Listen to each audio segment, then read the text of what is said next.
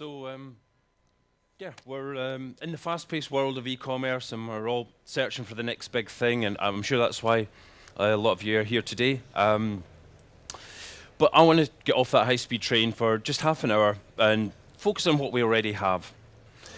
In that half hour on the Schuh website, we'll have sold 100 pairs of shoes.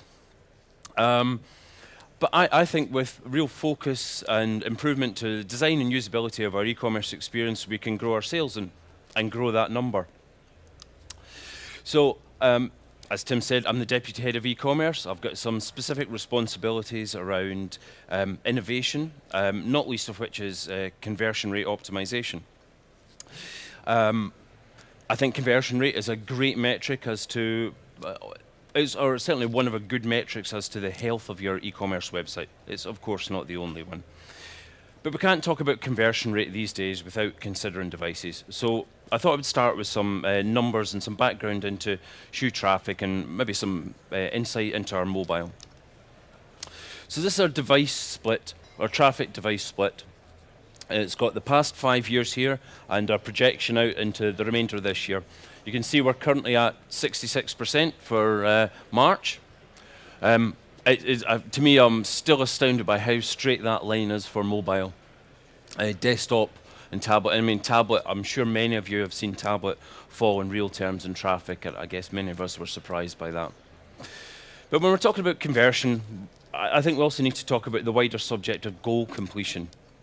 While we want to move our consumers, our visitors into shoppers, often consumers are visiting our websites for many different reasons. They maybe want to view a store locator, they're looking for help, they want to return something. So yeah, while we want to move people from A to Z, we can't forget about the journeys in between. Because just because somebody's come to view your store locator today, they might not come back and convert, but do you really want to seal the deal by giving them a rubbish user experience and all these other journeys? So, you know, I think we do need to consider that. And looking at conversion rate on mobile, yeah, conversion rate is going up, but it's certainly not going up quite as fast as the traffic. And that gives us some challenges. I guess as mobile increases in the mix, there's pressure on that overall conversion rate. I'm not telling you over what timeline that is and giving you more exact numbers, sorry. But that's a bit of background. On to design and usability. And it really astounds me about how designed our world is, about this venue, a pen, a box of pens. Somebody sat in front of some CAD software and designed it, and sometimes with usability in mind, sometimes not. And I think it's by and large invisible to us, unless it's bad, that is.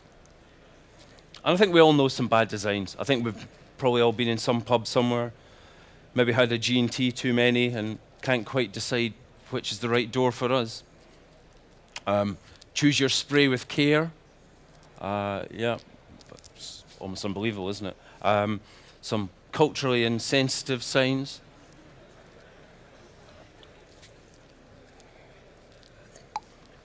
And this is one I took, actually. Apologies to any Ingenico people here, because I know they're on a stand. So I have to enter in my PIN number. This is a PIN pad, put my card in, and press enter. It's probably this green one. Probably. It is that green one. And they probably assume that by convention everyone knows it's that bottom right button. But to me that's not good enough. Design's got to be a little bit more transparent than that. But good design can change the world. Who can tell me what happened on the 29th of June 2007? Anyone? Well, that's when the first iPhone was launched. In under 10 years, Apple have transformed their understanding of computers in our everyday lives. They've also transformed the fortunes of the company. 70% of Apple sales now come from the iPhone, so great design works. The safety bicycle has enabled cheap, independent travel for countless millions.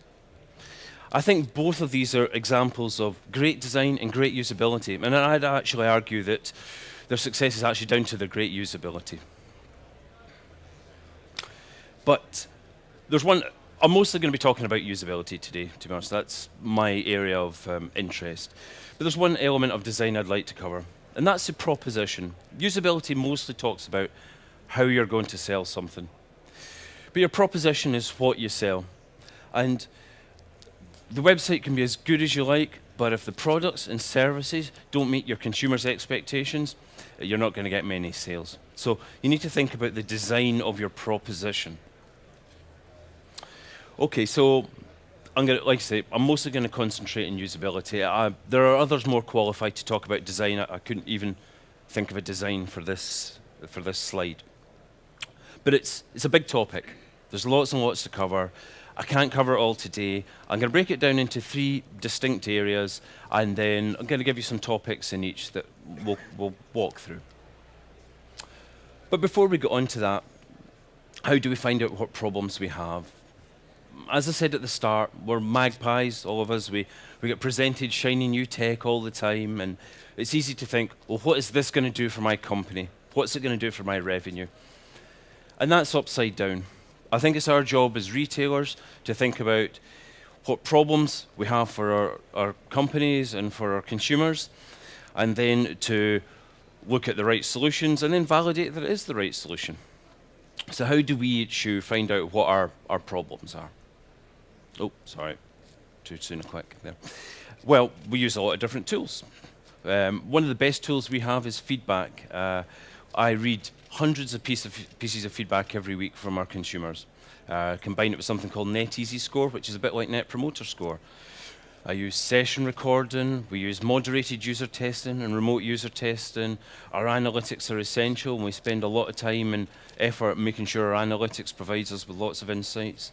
We do bug finding, we use site speed tools.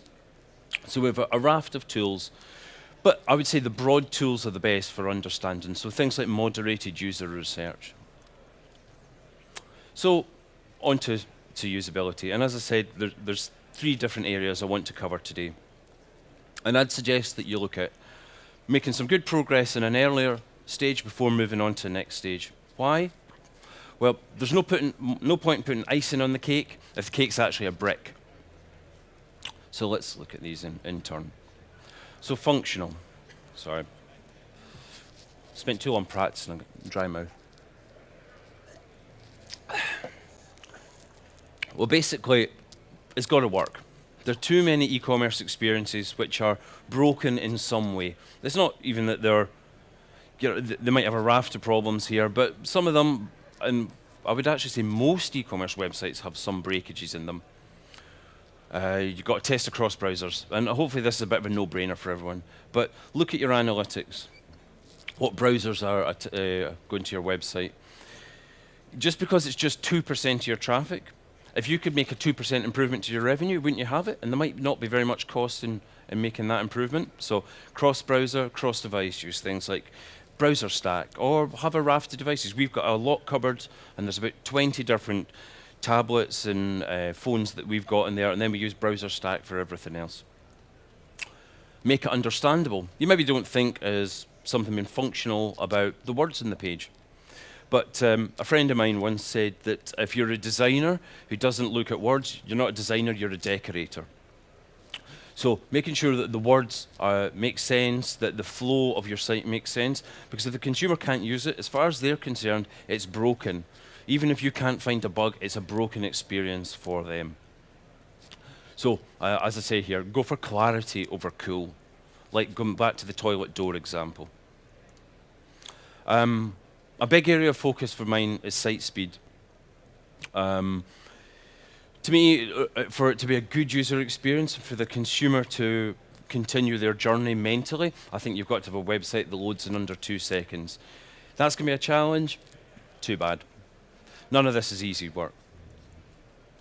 There's no point in having a theoretically fast site if, when it comes to the crunch at peak trade, it all comes crashing down. I think we've all seen the news stories of big websites on Black Friday that just did not perform.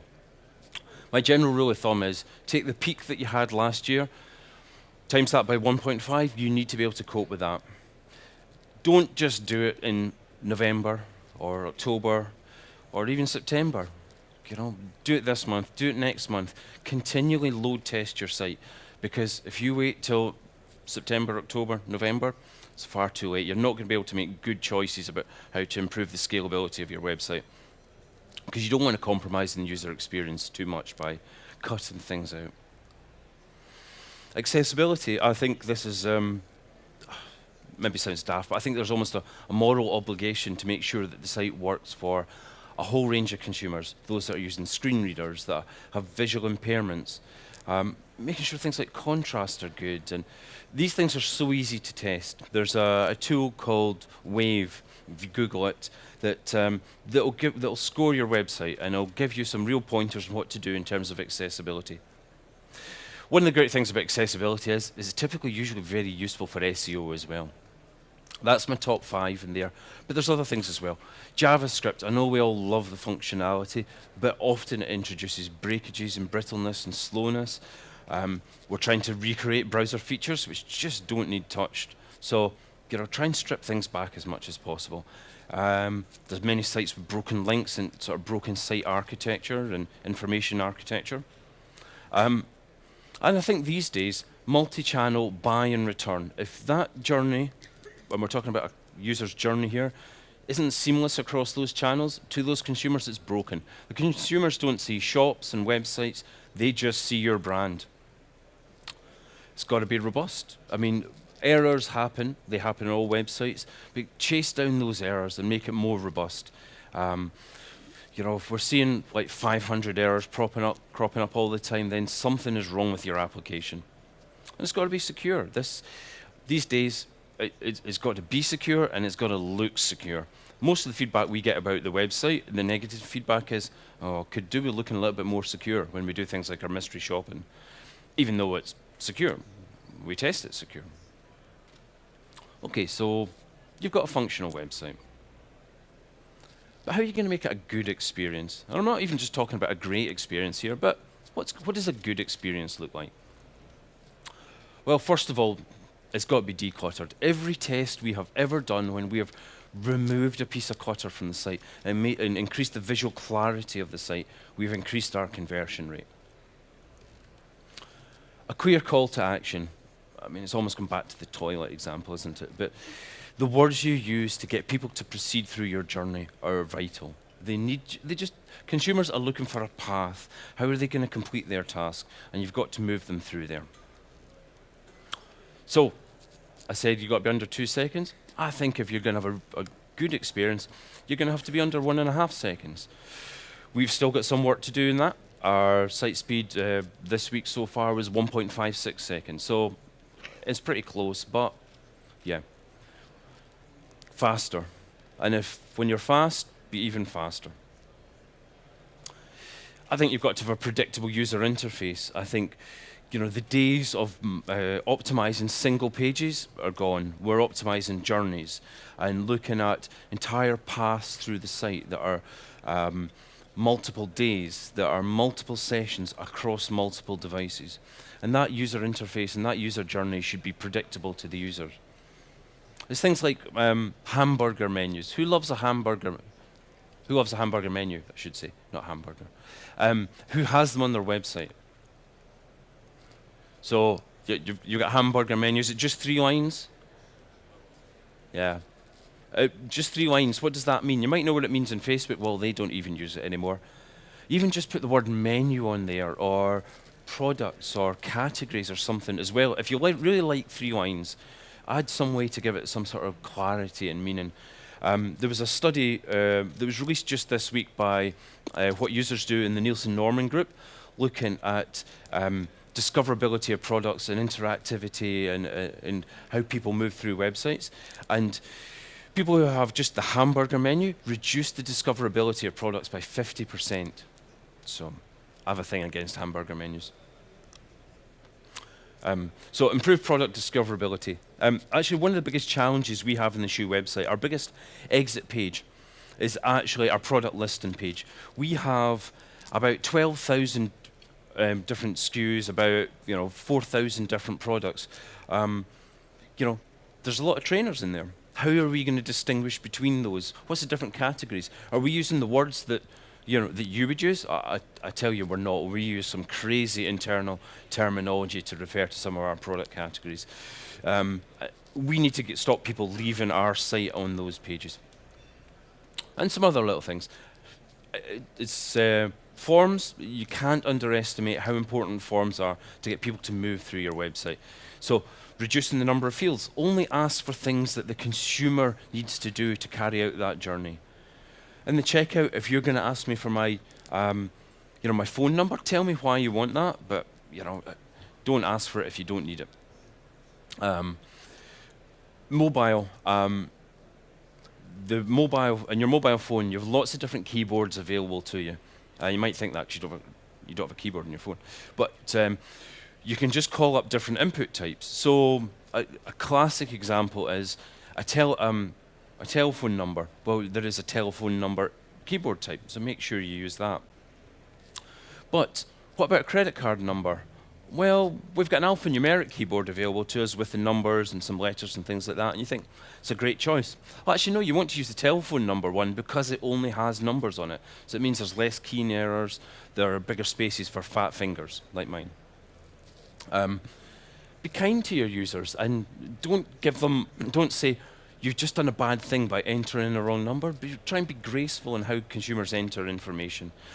And congratulate them. Say, yeah, well done. Give them a nice green tick when they've done something well and filled in a form.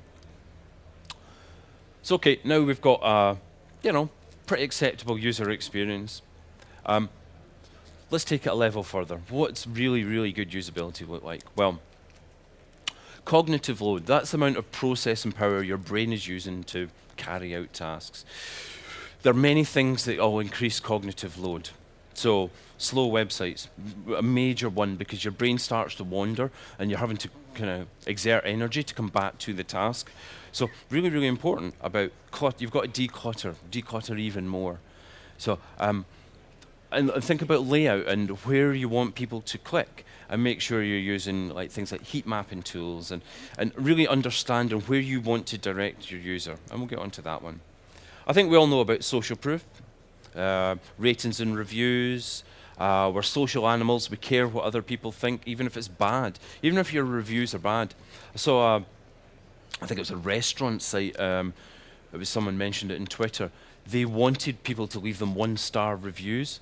They tweeted out, and people left 1-star reviews in a real mock way, and because they know that people read the 1-star reviews. It was real reverse psychology, but it kind of made me laugh a bit. Scarcity, we added some scarcity messaging to our website. So selling fast, only X amount left in stock. Now, some caveats with this. It's got to be accurate. You've got to be authentic when you do this. Don't just bullshit your customers. Sorry for swearing, but please be authentic. Be nice to your consumers. Don't tell them lies. And don't do it too much. You can use these messages too much, and then people just become blind to it. Guide the user's focus. Things like arrows, but things like faces on pages. People look to where people are looking or pointing. Or there was a famous experiment done by a guy doing PPC ages ago, and he discovered to get a higher click-through rate in his ad where the 3 lines of copy formed an arrow because it's activating in users' brains. Loss aversion. Our brains hate the idea of losing something more than they like the idea of gaining something. Anytime you can say you're going to lose out, limited time or you'll lose out, is actually much more activating to the user's brain than it is you're going to get this thing. Again, you've got to be authentic in this. It's got to be done with care and with the user in mind. So some further reading for you here. If anyone doesn't know this book, then get this book, Thinking Fast and Slow, and it talks about systems of thinking within the brain. So it talks about System 1 and System 2 thinking. System 1 thinking is the fast thinking. It's the reaction. Sorry, I almost woke you up there. It's that fast reaction, but it's the 1 + 1. System 2 thinking is the part of your brain where you've got to engage a different gear. It's the 13 times 7 sort of work, and your brain's got to think differently. And talking about these systems of thinking and what you need to do in your website. Another one. So this website here, the Wheel of Persuasion, it's a friend of mine, Bart Schutz. He's a well, basically, he's a behavioral psychologist who runs a conversion rate optimization agency in the Netherlands. And he has created this website, and it lists all these principles of user persuasion. So I would challenge you all to look at that. Pick one a week, pick one a day, something, say, how can we apply these principles to our website? And you'll be amazed at all the different levers you think you can pull with your consumers. So, some homework for you. I'm afraid it's like I say, it's a whistle-stop tour. Each one of these things that I've gone into could be a presentation in its own right. But I feel that I can't really go into them too much more in this setting. But there's another thing I would just like to cover. I'm not sure if this cow is particularly sacred, I have to say, but it is made of tasty, tasty beef. But I'm not feeling particularly homicidal towards it. Cowicidal. However, one thing I want to talk about is many of us are in mature organizations where norms of behavior and sort of habits have emerged. How many of you have heard or indeed have said, that's not how we do things? And I'd say, I would challenge you all to break that and say, no, maybe this is how we do things. Because when those norms of behavior were established, your company was younger, your audience was different, your company was different, your people were different.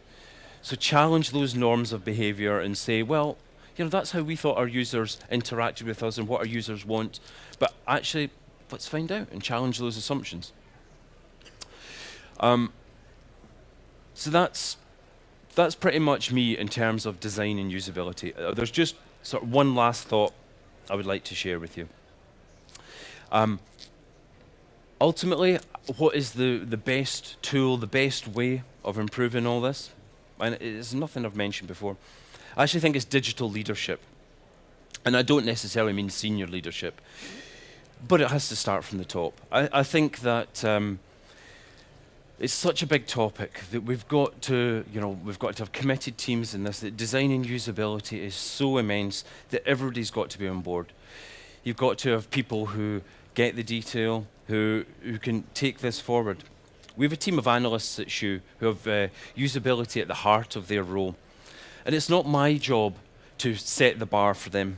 It's my job to develop them so as they can set the bar higher than I ever could. So, I think as digital leaders, what we need to do is, well, it's not to drop solutions on our people. It's to work with them to identify the problems, and it's then to empower them to find the solutions themselves.